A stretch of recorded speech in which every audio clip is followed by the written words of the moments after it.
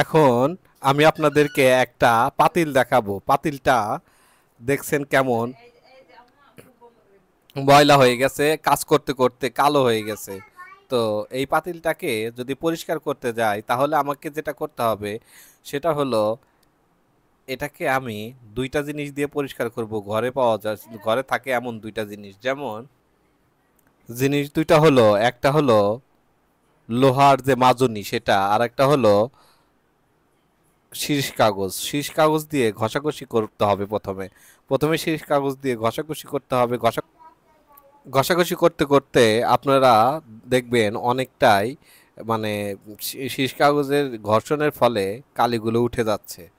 তো আমরা এটা একটু সময় নিয়ে করতে হবে। সময় নিয়ে করলে দেখবেন যে ধীরে ধীরে ঘষতে ঘষতে একদম ফর্সা হয়ে যাবে। ঘষাঘষি করতে করতে দেখবেন ময়লা অনেকটাই উঠে গেছে এবং অনেকটাই পরিষ্কার হয়ে গেছে, কিন্তু এখানেই শেষ হয়নি। আপনাদেরকে যতক্ষণ না একবারে পরিষ্কার হবে ততক্ষণ এটা দিয়ে ঘষতে হবে।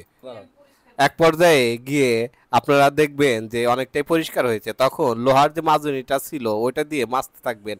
মাজতে মাজতে তো দেখা যাচ্ছে যে অনেকটাই পরিষ্কার হয়ে গেছে বা পরিষ্কার হবে, তখন আপনারা এটাকে মাজনি দ্বারা পরিষ্কার করা শেষ করবেন। এখন দেখেন যে কতটা পরিষ্কার হয়েছে।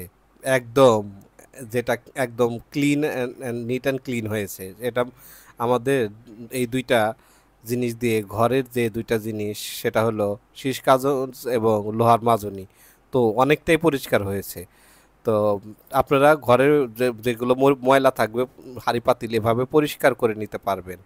তো আপনারা তারপরে এই জিনিসটাকে একটু ভালোভাবে ধুয়ে নিতে হবে। শেষে এটাকে একটি বেসিনে নিয়ে আমি পরিষ্কার করলাম। দেখলেন কত চকচক একটা পাতিল হয়ে যাচ্ছে। আপনারা বাসায় এভাবে পরিষ্কার করে নিতে পারবেন এবং পাতিলকে আপনারা আরো ভালোভাবে পরিষ্কার করতে পারবেন। এটা আরো পরিষ্কার হবে। কিছু যে একটু ছোট খাটো ময়লা দাগগুলো দেখছেন সেগুলাও একটু সময় নিয়ে নিখুঁতভাবে পরিষ্কার করতে পারবেন। তো আমি ভিডিও বড় করার আর চাচ্ছি না, এজন্য আমি ছোট করে দেখালাম আপনাকে। আশা করি আপনারা বুঝতে পেরেছেন।